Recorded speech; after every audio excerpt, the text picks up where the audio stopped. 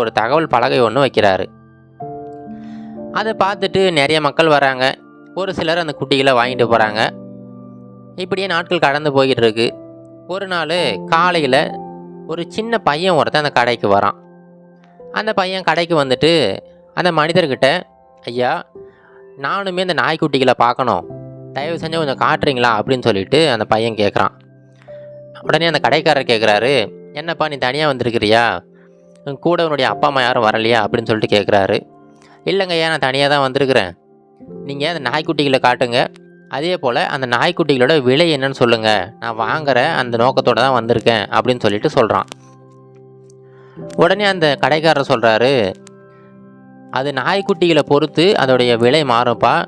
பொதுவாக நான் வந்து 500லேருந்து 1000 ரூபா வரைக்கும் இந்த நாய்க்குட்டிகளை விற்றுக்கிட்டு இருக்கேன். நீ எந்த நாய்க்குட்டி எடுக்கிறியோ அதுக்கு தகுந்தாப்புல அந்த விலை வந்து மாறுபடும் அப்படின்னு சொல்லிட்டு சொல்கிறாரு.